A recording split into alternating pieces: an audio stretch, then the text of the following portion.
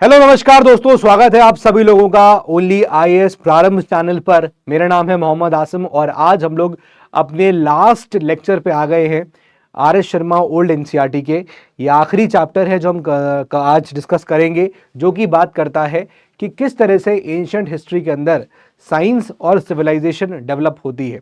तो ये चीज़ हम लोग ऑल्दो जब हम लोग अलग अलग पार्ट्स या डायनेस्टीज़ को पढ़ रहे थे, अलग अलग एम्पायर्स को डिस्कस कर रहे थे, तो वहाँ पर हमने इन चीज़ों को डिस्कस किया था, है ना। जगह जगह हम इसको डिस्कस करते रहे थे कि मौर्यन पीरियड में क्या था, पोस्ट मौर्य पीरियड में क्या था, गुप्ता पीरियड में कैसा था। हमने जगह जगह आर्ट एंड लिटरेचर को डिस्कस किया, हमने हमने फिलोसफिकल सिस्टम को डिस्कस किया, वर्ण सिस्टम को डिस्कस किया, रिलीजन को डिस्कस किया, राइट। हमने हमने क्राफ्ट को डिस्कस किया। ये सब चीज़ें हम लोग यहाँ पर डिस्कस कर चुके हैं। लेकिन आज इस चैप्टर में एक बार फिर से क्रक्स है, खाली सिर्फ क्रक्स। तो आपको एक मतलब आपको बस इसको एनालाइज करना है कि हाँ ये सब चीज़ें हमने पढ़ी हैं और आपके दिमाग में एक हायरार्की, एक क्रोनोलॉजी बन जाएगी। अच्छा, पहले ये हुआ था, फिर ये हुआ था, ये होता। तो बेसिकली सारे चैप्टर्स का इंटरकनेक्शन या इंटरमिक्सर यहाँ पर देखने को मिलने वाला है, ठीक है। तो चैप्टर का नाम क्या है? Legacy in science and civilisation. इसको आज हम लोग यहाँ पर डिस्कस करने वाले हैं। जैसा कि नाम से पता जा रहा है, साइंस, जहाँ पर हम लोग बात करेंगे मेडिसिन की, जहाँ हम लोग और भी जो टेक्नोलॉजी है साइंस के थ्रू डेवलप हुई उसको यहाँ पर डिस्कस करेंगे। सिविलाइजेशन के रूप में व्हाट वाज द पॉलिटी, है ना, इस तरह की चीज़ें डिस्कस करेंगे। तो ये सब चीज़ें यहाँ पर हमको इन पॉइंट्स डिस्कस करनी है, छोटी छोटी चीज़ें हैं। तो चलिए स्टार्ट करते हैं, शुरुआत करते हैं। देखिए, सबसे पहले जब हम इस चैप्टर को शुरू कर रहे हैं तो एक बार मेरे साथ लिख लीजिए आप, legacy in science and civilisation. अब इस चैप्टर को जिस प्रकार से एनसीईआरटी में डिवाइड किया गया है, मैं वैसे ही आपको उसे डिवाइड करूंगा और जो भी इंपॉर्टेंट पॉइंट्स हैं उन पैराग्राफ्स के अंदर वो मैं आपको यहां पर लिखाता चला जाऊंगा, ठीक है ना। जो आपके एग्जामिनेशन पर्सपेक्टिव से पूछा जा सकता है या फिर आपको याद होना चाहिए। क्लियर है? तो देखिए, सबसे पहली चीज जो आ रही है वो क्या है, प्लीज नोट करिएगा। सबसे पहला चीज है रिलीजन। सबसे पहली चीज है जो हमें डिस्कस करनी है वो होगा रिलीजन, ठीक है। इसके बारे में हम लोग बात करेंगे कैसे यहां पर हिंदुइज्म या ब्राह्मणिकल रिलीजन शुरू हुआ, या फिर पहली चीज तो ये समझनी है कि रिलीजन स्टार्ट ही कैसे हुआ, या रिलीजन कॉन्सेप्ट आया ही कैसे एंशिएंट हिस्ट्री के अंदर। ये तो हम डिस्कस कर चुके हैं, लेकिन फिर भी यहां पर आपको एनालाइज हो जाएगा, अच्छा ऐसा कुछ हुआ था, ठीक है। उसके बाद हम लोग डिस्कस करेंगे, we will talk about the varna system. We will talk about the varna system. अब इन सब के बारे में मैं आपको लगातार पिछले चैप्टर से पढ़ाता जा रहा हूं, किस प्रकार से वर्णा सिस्टम को डेविएट करने लगे लोग, है ना, यानी कि शूद्रा और वैश्यास कैसे डेविएट करने लगे, फिर काली युग का जो है वो टाइम आ गया, है ना। ये सब चीजें मैं आपको लगातार डिस्कस करा रहा हूं। फिर उसके बाद legacy in science and civilization में we will talk about philosophical systems. We will talk about philosophical systems. अब इस पे तो मैंने आपको पूरा एक चैप्टर ही डिस्कस कराया था, जहां मैंने आपको अलग अलग फिलॉसफीज के बारे में, सांख्या फिलॉसफी, राइट, योग फिलॉसफी, फिर उसके बाद हमने उसमें और भी चारवाक फिलॉसफी के बारे में डिस्कस किया था, है ना। तो अलग अलग फिलॉसफीज का हमने एस्पेक्ट्स देखा था। आज यहीं पर उसका वैसे क्रक्स यहां पर देखने को मिलने वाला है, ठीक है। इसके बाद हमने देखा कि एंशिएंट हिस्ट्री के टाइम में what was the crafts and technology, what was the crafts and technology, ये चीज हम लोग यहां पर देखेंगे, है ना। अब क्राफ्ट्स एंड टेक्नोलॉजी में आपको पता चलेगा कि भाई इंडिया जो है बहुत ही अच्छा, मतलब इंडियंस जो थे वो डाइंग कलर्स जो बनते हैं ना, कलर्स, बड़ा अच्छा कलर मेकिंग करते थे, ठीक है। तो उससे हम काफी कुछ यहाँ पर देखेंगे कैसे ये चीज डेवलपमेंट हुआ। After that we will talk about the polity. फिर हमें जो बात करनी है वो बात करेंगे हम लोग पॉलिटी की। छोटा सा टॉपिक है पॉलिटी, हमें पता है कि अर्थशास्त्र जो है वो इसके बारे में यहाँ पर हमें काफ़ी कुछ बताएगा। पॉलिटी के बाद जो बात करेंगे वो करेंगे साइंस एंड मैथमेटिक्स की। ये थोड़ा सा इंपॉर्टेंट है, इसको आप लोग यहाँ लिख लीजिए, साइंस एंड मैथमेटिक्स, ठीक है। अब साइंस एंड मैथमेटिक्स के अंदर यहाँ पर दो पार्ट्स हैं, एक तो साइंस का पार्ट है एंड दूसरा मैथमेटिक्स का पार्ट है, ठीक है। तो मैथमेटिक्स के अंदर जीरो का जो आविष्कार हुआ था, जीरो का जो यूज हुआ, यूसेज शुरू हुआ, डेसिमल सिस्टम की बात करेंगे, नोटेशन सिस्टम की बात करेंगे, इन सब की हम लोग यहाँ बात करेंगे, किसमें, साइंस एंड मैथमेटिक्स की फील्ड में, ठीक है। फिर उसके बाद हम लोग बात करेंगे यहाँ पर मेडिसिन की बात करेंगे। साइंस के अंदर एक चीज, साइंस से बाहर इसको पढ़ेंगे बट इंपॉर्टेंट है, एंड दैट इज मेडिसिन, ठीक है। मेडिसिन की बात करेंगे, ठीक है।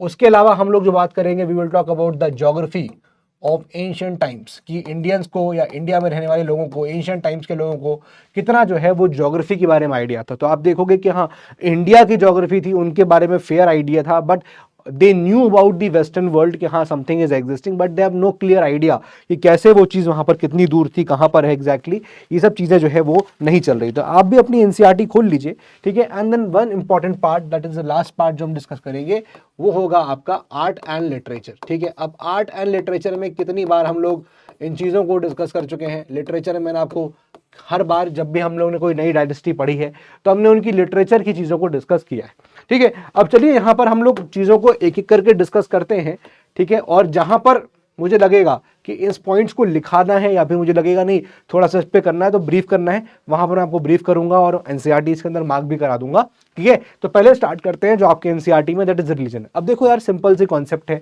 रिलीजन से स्टार्ट कर रहे हैं। आपको पता है कि इंसान जब पहले उसका कन्फ्रंट्रेशन हुआ, यानी कि जब इंसान का सामना हुआ बहुत सारी प्रॉब्लम्स के साथ, तो उसने बहुत सारे सॉल्यूशन भी निकाले। कुछ कुछ उसे दिक्कतें आई, जैसे जंगलों से उसको लड़ना पड़ता था, जानवरों से लड़ना पड़ता था, हमने स्टोन एज में देखा था, है ना। जानवरों से बचने के लिए उसने अपने स्टोन के टूल्स बनाए थे, राइट। फिर वो आग का इन्वेंशन हो रहा है तो उसको अपने खाना पकाने के लिए उसको ज़रूरत पड़ी, तो उसने बहुत सारी चीज़ों का एक तरह से कन्फ्रंट्रेशन किया या उससे लड़ा और उसने बहुत सारी चीज़ों का सोल्यूशन निकाला। लेकिन फिर भी कुछ ऐसी चीज़ें थी जहाँ पर उसको हाथ अपना अपना सर जो है झुकाना पड़ता था या फिर उसको हार माननी ही पड़ती थी। वो थे नेचुरल फिनोमेना, जैसे बारिश हो जाना, बिजली कड़कना, है ना, आंधियां आना, तूफान आना, तो ये सब उसके कंट्रोल के बियॉन्ड था, है ना। और इसीलिए इंसान ने इन चीजों को यहाँ पर क्या नेचुरल फिनोमेनास को ओवर शुरू कर दिया मानना, ठीक है। तो मेन चीज जो है रिलीजन की यहीं से स्टार्ट होती है कि भाई यहां पर इंसान का जो है वो हॉस्टिलिटी थी नेचर के साथ, नेचर को यहां पर कंट्रोल नहीं कर पा रहा था, और इसी वजह से यहां पर कॉन्सेप्ट आता है रिलीजन का या सुपर नेचुरल एजेंसीज का। तो यहां पर आप एक पॉइंट लिख दीजिए कि ह्यूमंस इनका क्या हुआ, ह्यूमंस इनकी कॉन्फेंट्रेशन होता है, या फिर लिख सकते हैं कि हॉस्टिलिटी विद नेचर के साथ इनकी हॉस्टिलिटी रही, है ना। और इससे क्या हुआ कि उनको रिलीजन के बारे में सोचना पड़ा, प्लस उनको सुपर नेचुरल एजेंसीज के बारे में सोचना पड़ा, राइट। आई होप यहां पर समझ में आ गया कैसे रिलीजन का बर्थ हुआ, है ना। अब ये बात आप एनालाइज कर रहे होगे, अच्छा हाँ यार ये तो ऐसे ही रिलीजन की शुरुआत हो गई, बट देखो हिस्टोरिकल पर्सपेक्टिव क्या समझ में आ रहा है ना, कि इंसान पहले रह रहा होगा कहीं जंगलों में, बहुत सारी चीज़ों के लिए उसको लड़ना पड़ता होगा, खाने के लिए लड़ना था, फूड गैदरिंग कर रहा था, फिर एनिमल हंटिंग कर रहा था, कभी इन जानवर उसी को खा जा रहा था, कभी वो मर जाता था, राइट। जंगलों पर रह रहा है, हिल स्लोप्स पर रह रहा है, बारिश हो गई, मकान बह गया, all these problems were there, सारी प्रॉब्लमें होती थी, तो वो बहुत सारी प्रॉब्लम्स को सोल्यूशन निकाल लेता था इंसान, है ना। लेकिन कुछ चीज़ों के आगे उसे सर झुकाना पड़ता था या फिर उसको हार माननी पड़ती थी, वो थे नेचुरल फिनोमेनास, ठीक है। और जब ये नेचुरल फिनोमेनास आए तो वहीं से फिर इंसान को कुछ सुपर नेचुरल एजेंसीज के बारे में सोचना पड़ा कि भैया ये काम तो कोई और गॉड ही कर रहा है, कोई सुपर नेचुरल एजेंसी ही कर रही है। यहां से कॉन्सेप्ट आता है गॉड का, और फिर उसके बाद यहीं पर जो चीजें आपको थोड़ी सी याद रखनी है वो क्या सर, यहीं से स्टार्ट क्या होती है, यहीं से शुरू होता है ब्राह्मणिज्म, है ना। फिर यहीं से स्टार्ट होता है, हम क्या बोलते हैं इसको, हिंदुइज्म, ठीक है, हिंदुइज्म। और फिर उसके बाद plus later on you saw कि बुद्धिज्म सामने आता है। अब भाई ये सुपर नेचुरल एजेंसीज थी तो उनसे लड़ना भी है ना, उनसे फाइट भी करना है, तो हमें उस हिसाब से हमें वैदिक सैक्रिफाइसेस लेटर ऑन करनी पड़ी, तो उसके लिए ब्राह्मणिज्म यहाँ सामने आता है, तो हिंदुइज्म आया, बुद्धिज्म आया, राइट। फिर उसके बाद आपको जैनिज्म देखने को मिलता है, ठीक है ना, जैनिज्म देखने को मिला, क्रिश्चियनिटी भी आया, बट क्रिश्चियनिटी जो था वो बहुत ज्यादा इंपैक्ट नहीं डाल पाया था, it only came around 1st century AD, ठीक है। तो रिलीजन के नाम पे आपको यहां पर इतना याद रखना है, दैट इज इट। क्लियर हो गया religion? I hope religion is clear. Now वर्ण सिस्टम की तरफ आते हैं। अब एक बात क्लियर हो गई, जब एक रिलीजियस सोसाइटी यहां पर बन रही है, ठीक है, जब एक रिलीजियस सोसाइटी यहां पर बन रही है, तो इस रिलीजियस सोसाइटी ने, यहां पर रिलीजन है तो वहां पर क्या आया, वहां पर सोशल क्लासेस फॉर्म होना स्टार्ट हो जाती हैं। भैया कौन पूजा पाठ कराएगा, कौन नहीं कराएगा, तो एक हमने सोशल क्लास देखा फॉर्म होते हुए, और यहीं पर सोशल क्लास में हमें देखा कि वर्ण सिस्टम का एग्जिस्टेंस होना शुरू होता है। और इस वर्ण सिस्टम में हमने ये चीज बखूबी पढ़ चुके हैं कि सर वैश्यास जो थे, है ना, ये टैक्स पेयर थे वैश्यास, है ना, जो शूद्रास थे दे वर द लेबरर्स, तो बेसिकली ये लोग जो है इन पे जो है अपर वर्ण जो है वो डिपेंड करता था, राइट। और जब इन लोगों ने डिनाई कर दिया कि हम काम नहीं करेंगे, तो भाई यहां पे क्या हुआ, जब ये डिनाई कर देते हैं तो क्या होता है, ये सब चीजें आपके एनसीईआरटी में हम कब से पढ़ रहे हैं ना, डिनाइड डिनाइड देयर धर्म, वो अपने धर्म को करने से मना करने लगे। तो यहां पर यही बताया गया कि आपको अपने धर्म को नहीं डेविएट करना है, यही चीज यहां सिखाई गई फिर उनको कि आप अपना धर्म मत छोड़िए।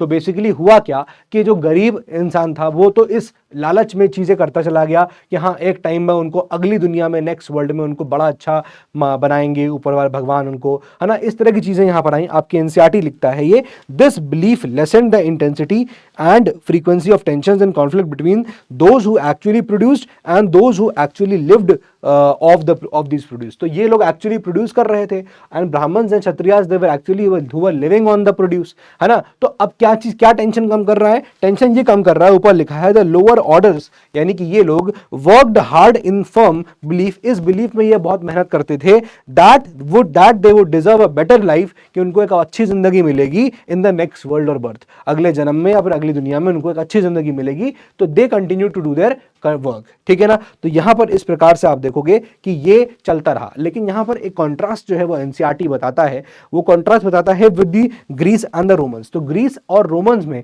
भी वहां पर जो लोअर कास्ट, जो लोअर क्लास था, वो उनसे ये काम करवाया जाता था ऑफ प्रोड्यूसिंग, लेकिन वहां पर जो स्टेट है वो लॉ बनाता था, ठीक है, और उनको ये काम करना पड़ता था। बट इंडिया में या एंशिएंट इंडियन सिविलाइजेशन में क्या हुआ कि ये लोग हैप्पीली या फिर विदाउट एनी कन्फ्रंटेशन काम कर रहे थे, क्योंकि उनको कॉन्फिडेंस में ले लिया गया था कि आप अगर ये काम करोगे, मेहनत से करोगे, तो अगले जन्म में आपको अच्छा बनाया जाएगा एंड ऑल दीज थिंग्स। इस वजह से ये लोग यहां पर काम कर रहे थे। तो ये हो गया आपका वर्णन सिस्टम। अब फिलोसफिकल सिस्टम पे आते हैं हम लोग।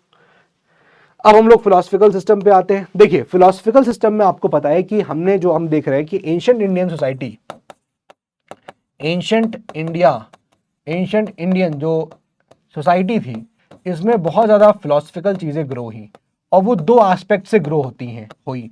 एक तो हमने देखा कि कैसे खूब सारा स्पिरिचुअलिज्म था, है ना। हमने देखा कि स्पिरिचुअल एस्पेक्ट भी आपको सोसाइटी के अंदर या फिलॉसफी के अंदर देखने को मिला, जहां पर आत्मा और भगवान इन दोनों की बातें करी गई। But at the same time हमने देखा कि बहुत सारा जो फिलोसफिकल एस्पेक्ट है वो मटेरियलिज्म पे बेस्ड रहा, है ना। जैसे एग्जाम्पल के तौर पे हम देखेंगे तो एग्जाम्पल के तौर पे सांख्या फिलॉसफी, है ना। सांख्या फिलॉसफी की बात करेंगे तो वो क्या कह रहा है, वो सांख्या फिलॉसफी गॉड को मानता ही नहीं है ना, did not believe in the existence of God, है ना। सांख्या फिलॉसफी क्या है, गॉड को नहीं मान रहा है।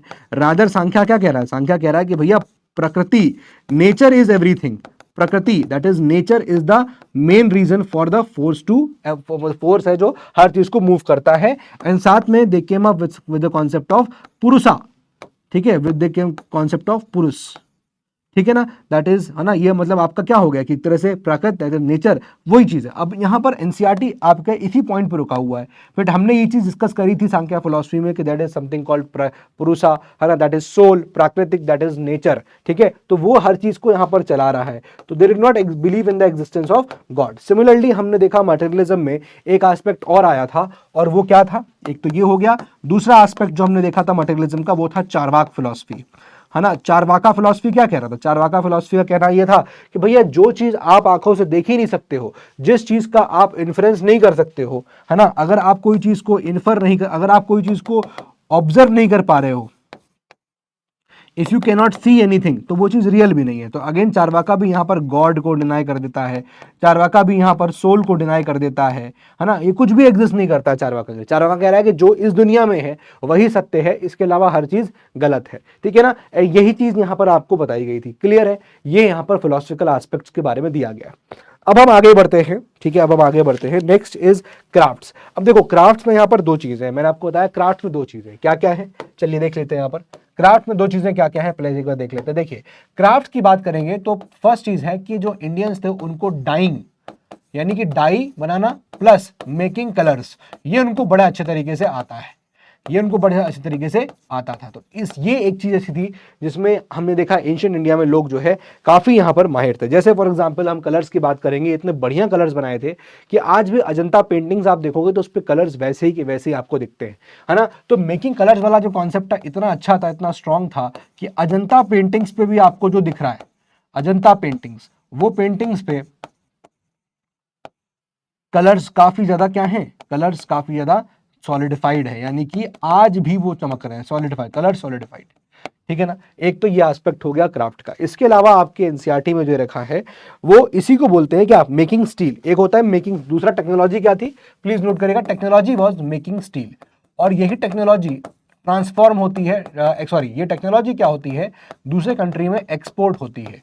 और हमारे इसी स्टील को क्या बोलते हैं दूसरे कंट्री में, वुड्स। क्या बोलते हैं, वुड्स। नोट कर लिया जाए, ये आपके सब एनसीईआरटी में ये वर्ड है, दिया गया है, वुड्स दिया हुआ है, ठीक है ना। तो ये सबसे पहले जो स्टील का है वो फर्स्ट डेवलप किया गया था इंडिया के अंदर, फर्स्ट टाइम वो डेवलप हुआ था इंडिया में, ठीक है ना। मेकिंग स्टील आप देखोगे first time developed in India, first time developed in India. इससे ज्यादा कुछ दे नहीं रखा जितना मैं आपको बता रहा हूं, समझ लो, जितना मैंने आपको टॉपिक्स कवर करा दिए इससे ज्यादा कुछ भी दे नहीं रखा है, बस यही है आपका क्राफ्ट।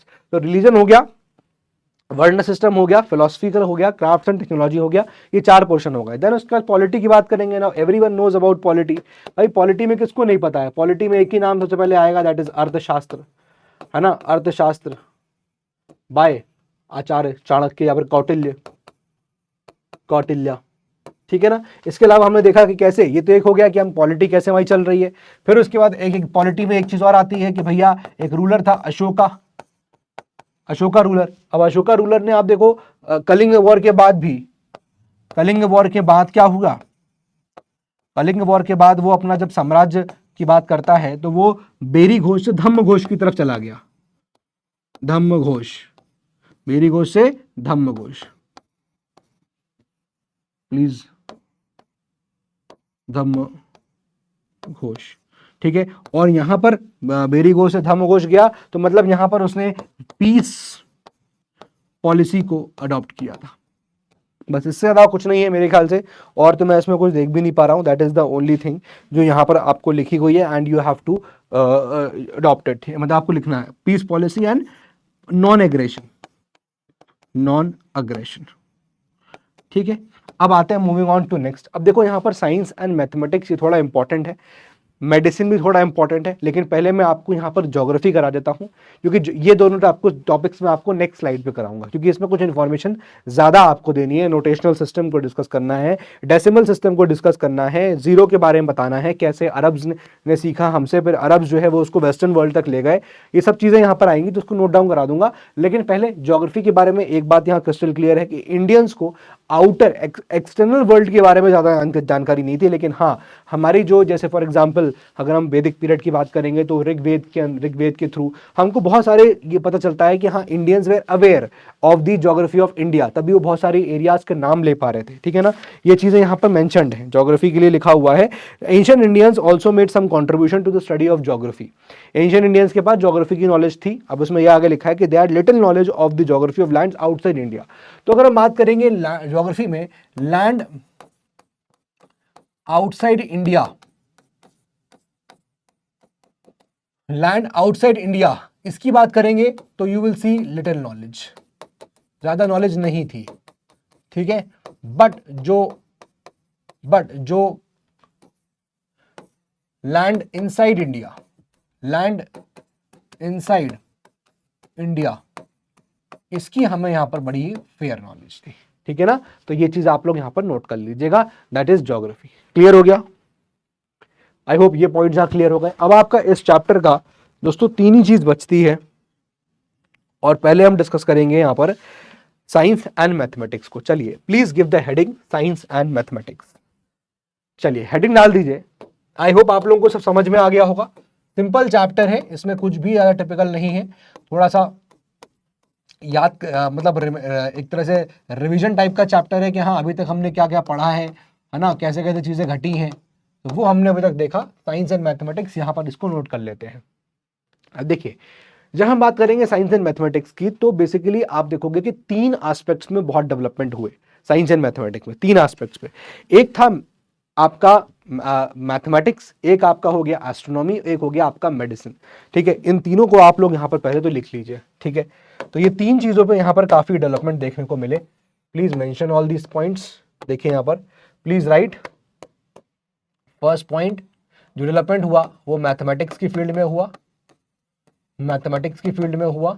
पॉइंट बी जो डेवलपमेंट हुआ वो आपका एस्ट्रोनॉमी की फील्ड में हुआ, एस्ट्रोनॉमी की फील्ड में हुआ।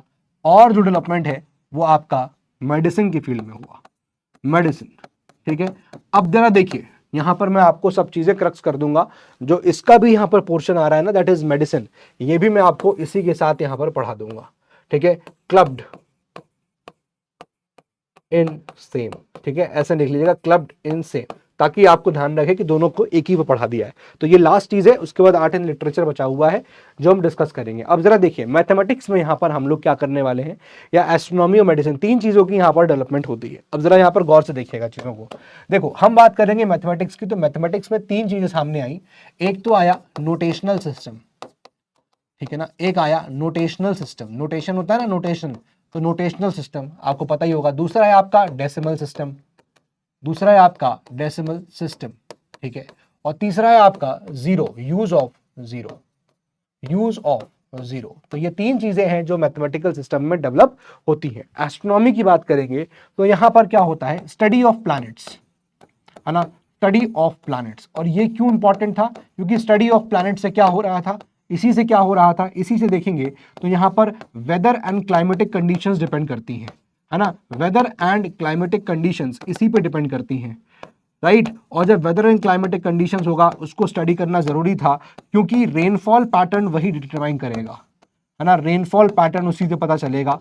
तो यहाँ पर क्या क्या चीज़ इंपॉर्टेंट थी, इंपॉर्टेंट ये था कि आप स्टडी करिए प्लैनेट्स की, क्योंकि उससे आप बहुत सारी चीज़ें डिटरमाइन कर पाएंगे। तो ये एक इंपॉर्टेंट चीज़ है, इसको आप यहाँ पर अच्छे से चाहे लिख लीजिए, मैं फिर से लिख देता हूँ सो दैट आपके नोट्स में इजीली आ जाए। Second point, weather and climate, इसको स्टडी करना। और इससे क्या डिपेंड करता है, इस पे क्या डिपेंड करता है, रेनफॉल, रेनफॉल पैटर्न इसी पे डिपेंड करेगा।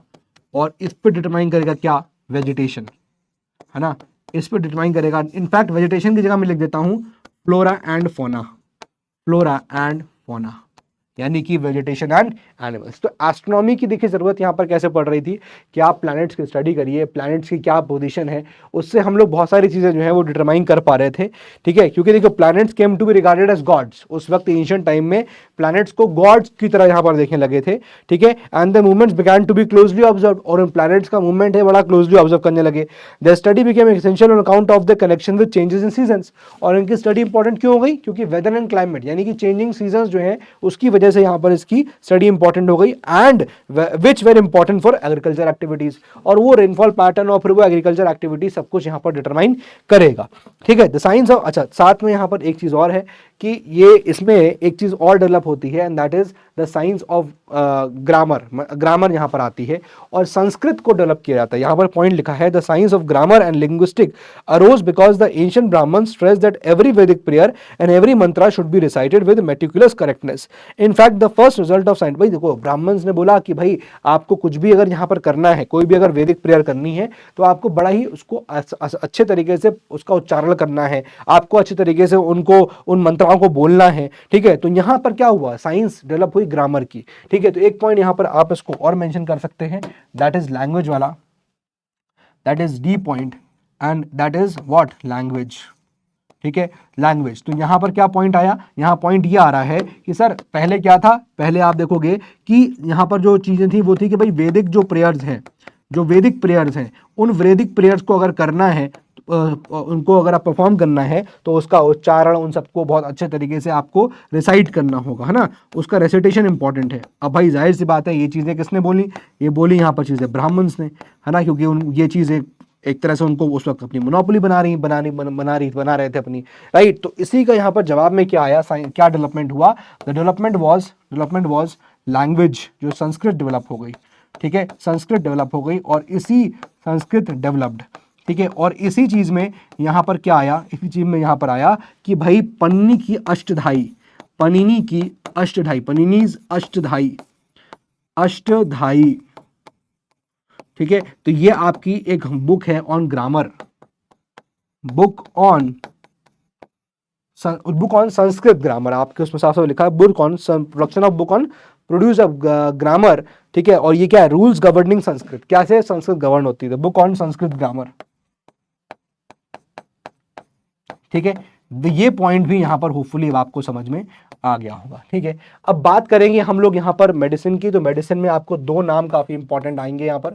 ठीक है, एक आप यहाँ आएगा चरक, चरक। ठीक है, और इनकी किताब यहाँ पर थी चरक संहिता, चरक संहिता। ठीक है, काफी कुछ इनके डेवलपमेंट्स थे। और दूसरा आएगा सुश्रुता, सुश्रुता, यहां पर यह किताब आएगी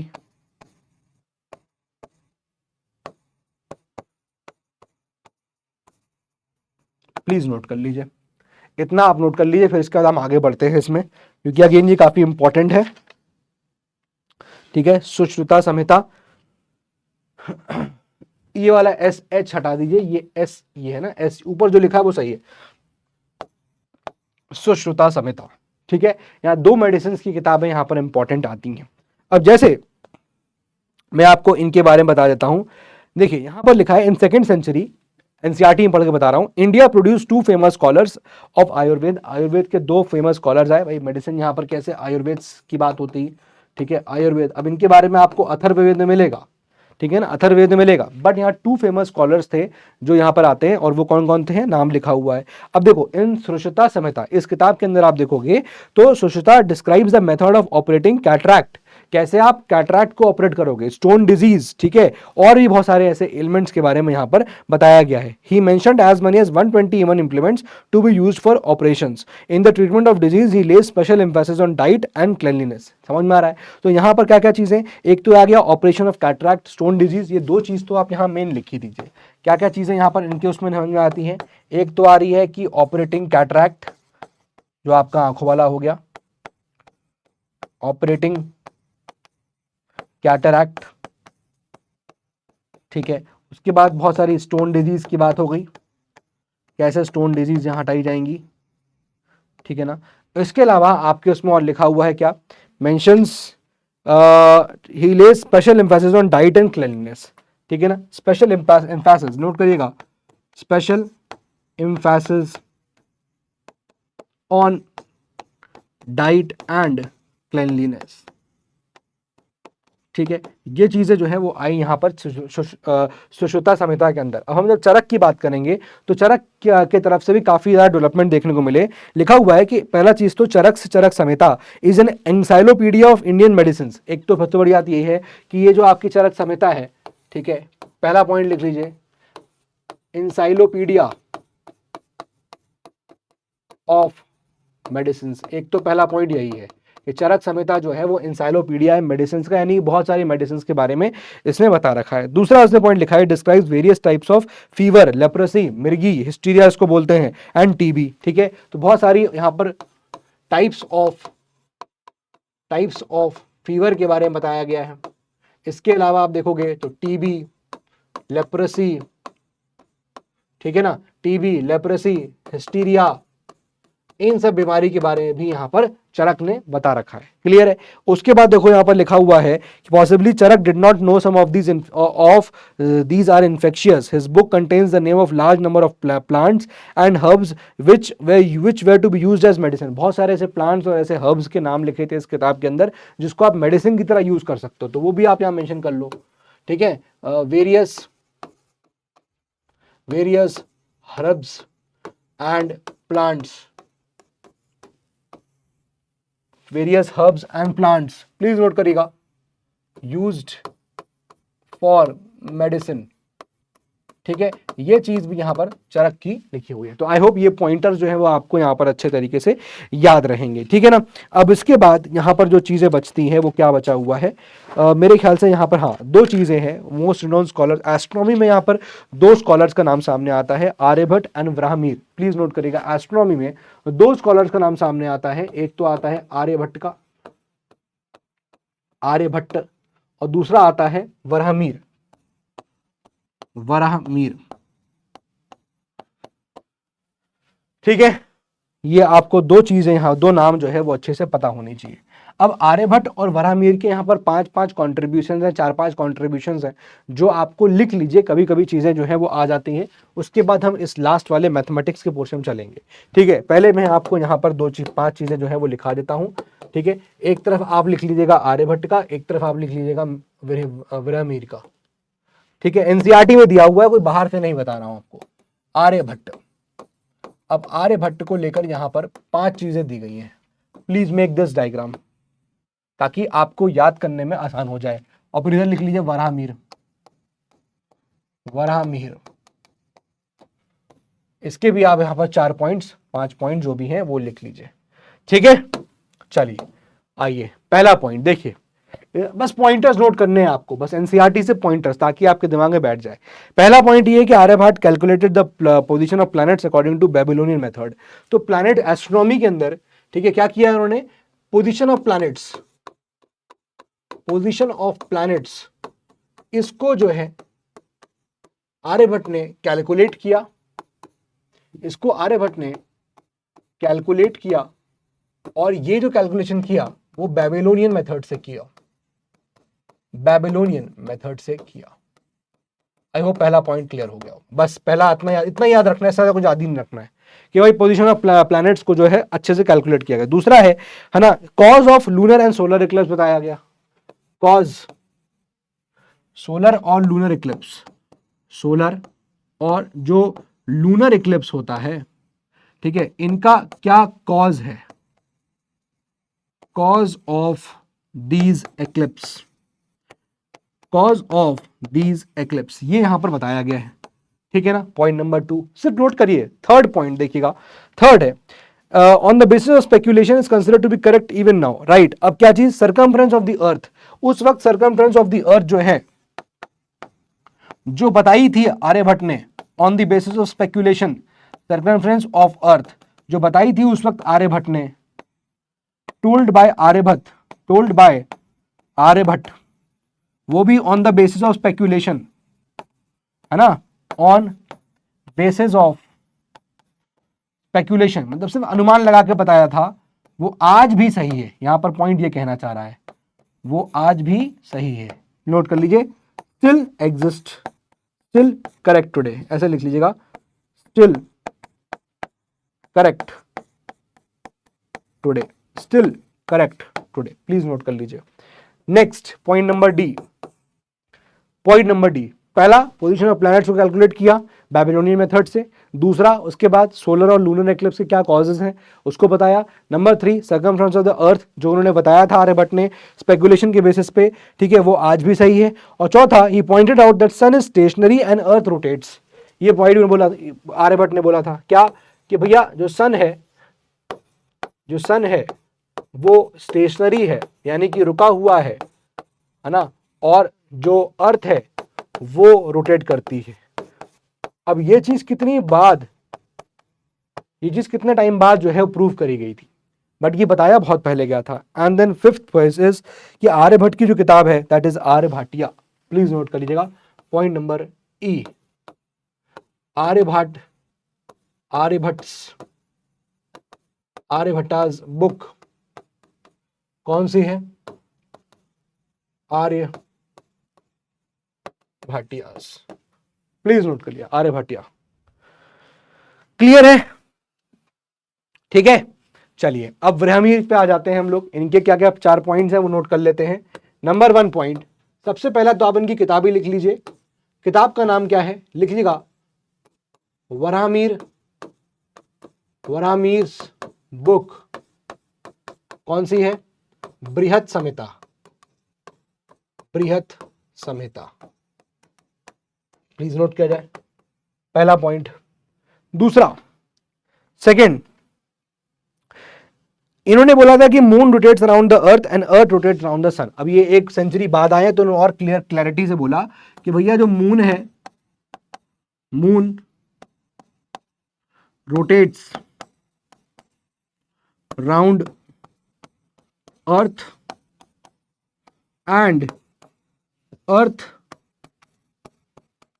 रोटेट्स अराउंड सन। आप लोग लिखते जाइएगा मेरे साथ, इसलिए मैं आप लोगों को इतना टाइम दे रहा हूं कि आप लोग लिख पाओ यहां पर, ठीक है ना। नेक्स्ट पॉइंट नंबर सी, सारा चैप्टर कंप्लीट हो रहा है, कुछ नहीं बचेगा इसके बाद, हर एक चीज कंप्लीट हो रहा है। Third, movement of planets and some other astronomical problems. तो इन्होंने ग्रीक वर्ड्स का यूज करके प्लैनेट्स के मूवमेंट में भी यहां पर क्या किया, इन्होंने अपना एक्सप्लेनेशन दिया। तो एक्सप्लेन्ड मूवमेंट ऑफ प्लैनेट्स, इनका भी यहां पर ये कंट्रीब्यूशन आया। Explained what movement of planets, movement of planets, C. ठीक है, पॉइंट नंबर डी पे आ जाइए, पॉइंट नंबर डी पे आ जाइए। ठीक है, ऑलराइट, तो यहां पर आपको यही तीन चीजें मिल रही हैं। The Indians doubtless pursued the subject further and made use of it observation of planets. ठीक है, तो वही चीज है कि मूवमेंट ऑफ प्लैनेट्स को यहां पर उन्होंने स्टडी किया। तो यहां पर आपको तीन ही चीज जो है वो देखने को मिलती है वराहमिर में। क्लियर है? इसके अलावा जो है दैट इज बता दिया मैंने, Indian dyers invented lasting colours, discovered the colour blue. ये एक इंपॉर्टेंट पार्ट है, इसमें आप इसको नोट कर सकते हैं, जो आपका साइंस के अंदर ही जाएगा। ठीक है, जब आप साइंस की बात कर रहे हैं तो यहाँ पर ये जो आप बात कर रहे हैं साइंस की, तो यहाँ पर इसको लिख लीजिए, डिस्कवर्ड लॉन्ग लास्टिंग कलर्स, यहीं पर नोट कर लीजिए सो दैट आपको याद रहे। ठीक है, फिर लिखिए plus discovered blue colour. Important part है, कभी भी चीजें जो है इस तरह की एग्जाम में आ सकती है, इसलिए इसको यहां पर आप गोले में भी कर लीजिए। ठीक है, ये एक चीज यहां पर आपको याद रखनी है। ठीक है, सो दिस इज इट, यहां पर ये चीजें हो गई। अच्छा, अब इसके बाद क्या आता है? अब इसके बाद यहां पर आता है कि मैथमेटिक्स की फील्ड में क्या क्या कॉन्ट्रीब्यूशन रहा। तो मैंने आपको बताया notional system, decimal system, use of zero, ये कुछ चीजें हैं जो आपको अच्छे से पता होनी चाहिए। अब देखो, इसकी भी चीज आपको लिखा देता हूं कि जो नोटेशनल सिस्टम था ना, उसको अरब्स ने अडॉप्ट किया था। ठीक है, और फिर वो वेस्टर्न वर्ल्ड की तरफ यहां पर जाता है, मतलब वो वेस्टर्न वर्ल्ड की तरफ इसको उसकी नॉलेज जो है वो जाती है। ठीक है, इसके ऊपर भी आप यहां पर चाहिए तो एक बार लिख लीजिए आप, मैथमेटिक्स बना के heading, please give the heading mathematics. इसमें इन तीनों चीजों के बारे में जो इन्फॉर्मेशन है उसको आप थोड़ा डिटेल से लिख लीजिए ताकि कुछ भी ना बचे इसके बाद। ठीक है, जरा इस पर्टिकुलर डायग्राम को, फिगर को बना लीजिए, चार्ट को बना लीजिए। आइए जरा, नंबर 1, पहला हम बात कर रहे हैं नोटेशनल सिस्टम की। ठीक है, पहले हम बात कर रहे हैं क्या, नोटेशनल सिस्टम की। अब देखिए, नोटेशनल सिस्टम की बात कर रहे हैं तो मैं क्या बता रहा हूं, इस नोटेशनल सिस्टम को पहले अरब्स ने अडॉप्ट किया था। ठीक है ना, प्लीज नोट करिएगा, adopted by Arabs, adopted by Arabs. और अरब्स के अडॉप्ट करने के बाद, ठीक है, लिखिएगा एक्सपोर्टेड टू वेस्टर्न वर्ल्ड। फिर ये वेस्टर्न वर्ल्ड जो है उनको इसके बारे में पता चला। वेस्टर्न वर्ल्ड समझ रहे हो ना आप, यूरोप वाला एरिया हो गया, ये सब चीजें हो गई, तो वेस्टर्न वर्ल्ड को पता था। लेकिन बिफोर ये वेस्टर्न वर्ल्ड पे आप जाता, उससे पहले ही आप देखोगे, जैसे फॉर एग्जांपल एक हमारा रूलर है ना, अशोका। तो अशोका के इंस्क्रिप्शन में आपको ये जो न्यूमरल्स हैं वो यहां पर मिल रहे होते हैं, ऑलरेडी देखने को मिल रहे होते हैं। ठीक है, तो notional system, Indian numerals called Arabs, Arabic in English, English में अरेबिक कहते थे हम लोग इंडियन न्यूमरल्स को। लिखिएगा, Indian numerals called Arabic in English. ठीक है, फर्स्ट पॉइंट है जो आपको यहां पर याद रखना है। फिर उसके बाद आइए डेसिमल सिस्टम पे, डेसिमल सिस्टम। और यहां पर ये पॉइंट याद रखिएगा कि भैया एग्जाम लिख लीजिए आप चाहे, ऐसा अशोकन इंस्क्रिप्शन, अशोकन इंस्क्रिप्शन, और यहां लिख लीजिए इसको, लिख लीजिए वेस्टर्न वर्ल्ड में, वेस्टर्न वर्ल्ड में एक्सपोर्ट होने से पहले, वेस्टर्न वर्ल्ड में एक्सपोर्ट होने से पहले ही, जब ये एक्सपोर्ट हुआ भी नहीं था वेस्टर्न वर्ल्ड में, है ना, अशोका के इंस्क्रिप्शंस में, अशोका के इंस्क्रिप्शंस में ये सिस्टम या ये न्यूमरल्स देखने को मिलते हैं। ठीक है, इनको आप यहां पर नोट कर लीजिए। ठीक है ना, ये पॉइंट यहां पर लिखा हुआ है। इफ यू वांट, मैं इस चीज को यहां बता भी सकता हूं। ठीक है, अभी आपको एनसीईआरटी में देखिए, if you go to this place point, yes, लिखा हुआ है the Indian notation system was adopted by Arabs, जिन्होंने इसको स्प्रेड किया in the western world. The Indian numerals are called Arabic in English, Indian numerals को हम लोग Arabic में, इंग्लिश में अरेबिक कहते हैं। और ध्यान रखना कि अरब्स खुद इसको क्या कहते थे, इंपॉर्टेंट वर्ड है हिंसा, ये पॉइंट पहले यहां पर आप लिखो। ये पॉइंट यहां पर आप लोग लिख लीजिए कि भैया Indian numerals are called Arabic in English, और अरब्स, ये इंपॉर्टेंट पॉइंट है, देमसेल्व्स कॉल्ड इट, क्या बोलते हैं अरब्स इसको, हिंदसा, हिंदसा, इंपॉर्टेंट, ठीक है ना, ये पॉइंट इंपॉर्टेंट। इसके आगे देखो लिखा हुआ है before these numerals appeared in the west, इससे पहले ये एक्सपोर्ट होके वेस्ट में गए, लिखा है they had been used in India for centuries, भारत में भी न्यूमरल्स पहले से इस्तेमाल हो रहे थे। They are found in the inscriptions of Ashoka, तो अशोका के इंस्क्रिप्शंस में ये न्यूमरल्स आपको पहले देखने को मिलेंगे, ठीक है। फिर उसके बाद आइए हम डेसिमल सिस्टम की बात करते हैं, तो इंडियंस फर्स्ट है to use the decimal system, ये पॉइंट यहां पर ध्यान रखिएगा, प्लीज नोट करिएगा, Indians first to use the decimal system, ठीक है, इंडियंस फर्स्ट हैं जिन्होंने इस डेसिमल सिस्टम को यहां पर यूज किया, पहला पॉइंट यहां पर नोट करिएगा। दूसरा, आर्यभट्ट काफी एक्वाइंटेड थे इस चीज से, डेसिमल सिस्टम से, है ना, Aryabhatta acquainted with it, Aryabhatta acquainted with it, points यहां पर लिख लीजिए, Aryabhatta, Aryabhatta acquainted with it, knowledge थी इसकी, खूब acquainted थे, ठीक है ना। तो ये दो पॉइंट्स है यहां पर लिखिएगा। थर्ड है डिस्कवरी ऑफ जीरो या यूज ऑफ जीरो, ठीक है, प्लीज लिखिएगा use of zero, point number C, इसको आप ऐसे लिख लीजिए यूज ऑफ जीरो, जीरो का इस्तेमाल, और जीरो जो है ना सेपरेट एंटिटी के नंबर की तरह यूज होता था, zero was used as separate numeral, separate numeral की तरह इसको यहां पर यूज किया जाता था, ठीक है। बस इतना ही है, कुछ फैक्चुअल चीजें थी तो मैंने आपको यहां पर लिखा दिया, ठीक है। जीरो फर्स्ट टाइम जो है आप देखोगे 873 एडी में अरब्स में आता है, मतलब अरब्स वाले जो है, ऐसे आप देखोगे तो 873 एडी में पहली बार जो है वो जीरो अपीयर करता है, कहां पर, अरब्स में, ठीक है। तो बेसिकली ऐसे आप नोट कर सकते हो, ये चीज वेस्टर्न वर्ल्ड गई, ये चीज वेस्टर्न वर्ल्ड पहुंची, और इधर यहां पर आप देखोगे तो ये क्या हो गई, इंडिया हो गया, ठीक है। तो इस प्रकार से कुछ ये माइग्रेशन जो है यहां पर ये जीरो की नॉलेज का हुआ है, ठीक है। So I hope this is now crystal clear. अब लास्ट वाला जो पोर्शन बचता है, अब उसमें क्या आता है, उसमें आता है आपका आर्ट एंड लिटरेचर, ठीक है। अब इसमें दो चीजें आती हैं, आर्ट और लिटरेचर। अब देखिए पहले हम जब बात करेंगे यहां पर आर्ट की, तो उसमें क्या क्या चीजें आ रही हैं, this is the last portion now left, ये वाला पोर्शन बचा है आर्ट एंड लिटरेचर। कब देखो आर्ट की बात कर रहे हैं हम लोग, तो आर्ट में क्या आएगा, पहला चीज तो जैसे फॉर एग्जांपल हमने देखा कि मोनोलिथिक पिलर्स हुआ करते थे, यानी एक सिंगल पिलर हुआ करता था, है ना, मोनोलिथिक पिलर्स से जो अशोका ने बनवाए थे। हमने मॉडर्न टाइम्स में भी देखा कि ऐसे पिलर भी हैं जो मतलब आप देखोगे उस पर आज तक रस्टिंग ही नहीं, मतलब ऐसे सॉरी उस पिलर के ऊपर कैपिटल कोई एनिमल जो है वो लगा हुआ है ना। तो इनफैक्ट हमारा नेशनल एम्बलम भी वहीं से आता है। तो देखिए लिखा है the monolithic pillars erected by Ashoka are famous for their shining polish which matches the polish of northern black polished ware. It is still a mystery how the, ये अभी भी एक मिस्ट्री है कि कैसे क्राफ्ट्समैन जो है वो इतनी शानदार क्वालिटी का जो है पॉलिश कर पाते थे। मॉडर्न पॉलिश पिलर्स जो है जिसके ऊपर स्टैचूज होते हैं एनिमल्स की, वो भी देखने को मिले।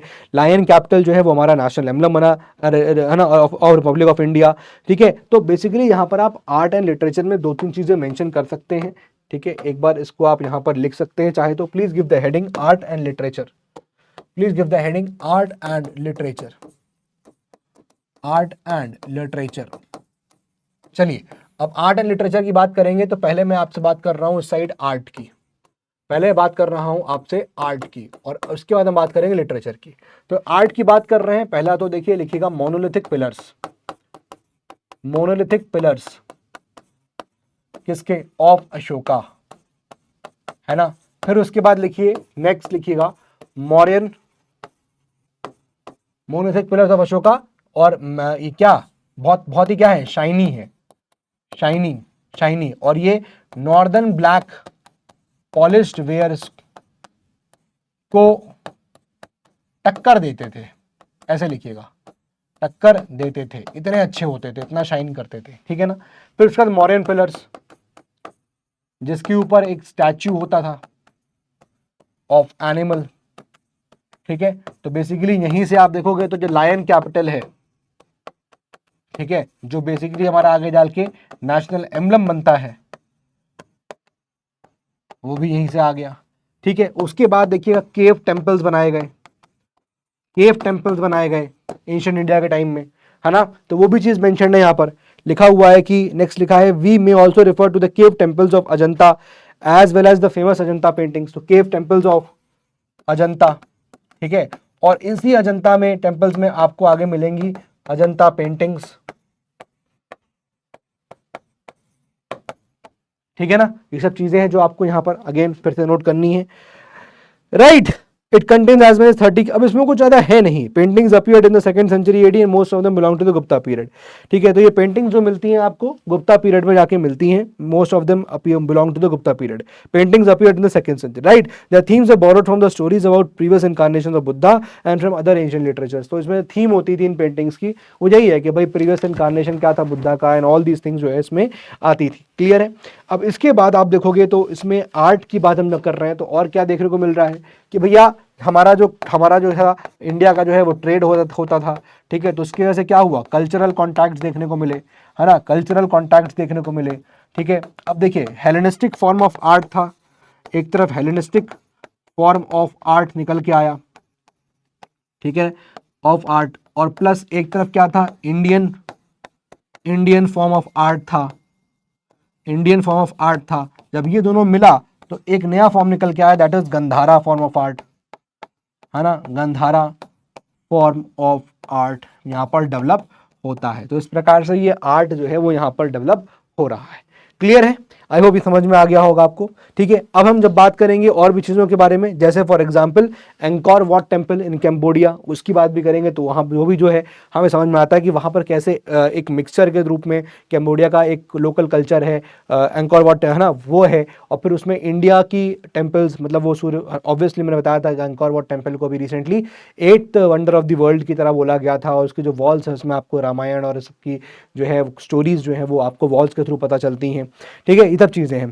ठीक है, अब इसके अलावा देखिए यहाँ पर और क्या है, लिटरेचर की फील्ड में, लिटरेचर की फील्ड में हमको पता चला क्या, बहुत सारे हमने लिटरेचर पढ़े, right. When we start literature की बात हम स्टार्ट करते हैं, तो जो आपके एनसीईआरटी में दो चीज़ों का जिक्र है, एक तो क्या, ऋग्वेद, जिससे हमको आर्यंस, इंडो आर्यंस के बारे में पता चलता है, ठीक है, और उसके अलावा जो एक और है अभिज्ञान शकुंतलम ऑफ कालिदास, यही यहाँ रेफरेंस यही दिया हुआ है, ठीक है ना, प्लीज नोट करेगा, अभिज्ञान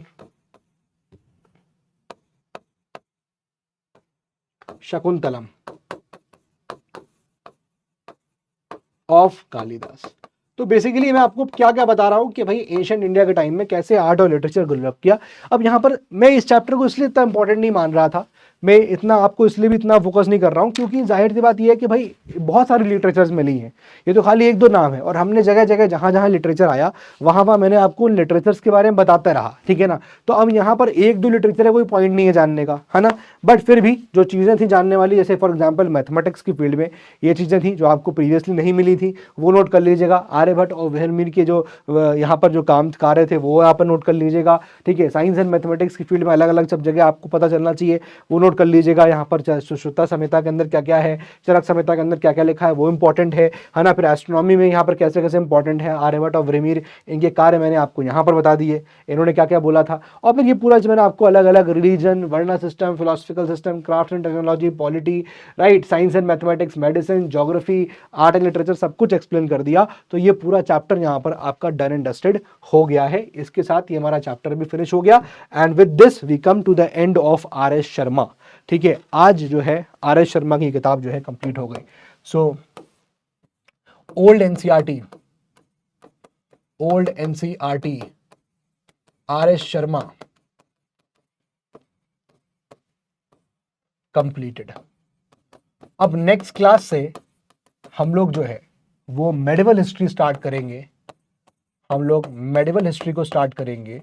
भैया तुम लोग जितने जितने जहां जहां भाग गए हो, ठीक है, वापस आ जाओ, क्योंकि अब नई किताब शुरू हो रही है। मैं समझ सकता था कि एक गैप हो गया था, तो आप लोग चले गए थे, है ना, वापस से एक सीरीज चल रही है।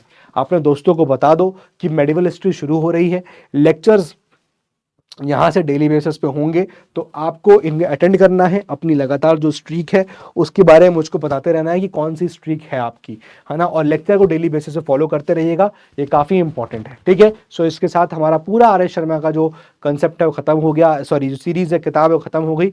नेक्स्ट किताब मेडिवल हिस्ट्री की शुरू कर रहे हैं हम लोग, जिसमें एनसीईआरटी ही होगी, ओल्ड एनसीईआरटी शुरू करने जा रहे हैं, ठीक है। तो ये इसके साथ हम लोग नेक्स्ट क्लास से स्टार्ट करते हैं, नेक्स्ट वीक ऑनवर्ड शुरू करते हैं। So that is it for today from my side. पढ़ाई करिए, मेहनत करिए। जय हिंद, जय भारत।